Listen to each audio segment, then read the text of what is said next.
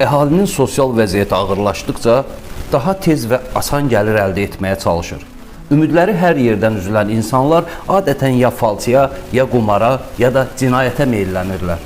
Bu, bütün zamanlarda qəbul edilmiş toplum psixologiyasıdır.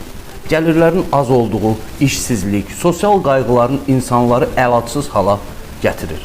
Və adətən də fırıldaqçılar bu vəziyyətdən məharətlə istifadə edirlər.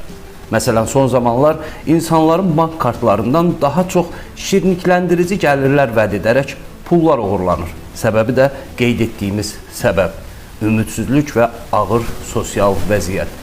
İnsanların çətin anlarında onların ümidləri ilə qumar oynayan və bütün ölkə boyu hər yerdə, hətta ərzaq dükanlarında da rahatlıqla satışlar həyata keçirilir. Azərlotereya Pozqazan lotolarını indi paytaxtda və regionlarda ərzaq dükanlarında da sata bilir. Şəhərdə küçə ticarəti ləğv edilib. Lakin Azərlotereya hər tində bir neçə loto satışı həyata keçirir. Gəlin bir açıq sual düşünək. Kənddə öz bostanında 5 kiloqram pomidor yetişdirən bir kəndli hansı metronun qarşısında o məhsulunu sata bilər? Halal zəhməti ilə əkib becərdiyi 5 dəstə göyərtini hansı kəndli küçədə sata bilər? Sata bilməz. Çünki küçə ticarəti qadağandır. Sata bilməz. O zaman rəqabət yaranar, ucuzluq olar. Kəndlinin məhsulu tarlada qalıb zay olmaz. Nəticədə kəndlərdə məşğulluq artar. Nəticədə insanlar daha rahat şəkildə və ucuz meyvə tərəvəz alarlar. Bu kimin xeyrinədir? Əlbəttə ki, sadə, kasıb zəhmətkeş insanların, lakin buna qadağa var.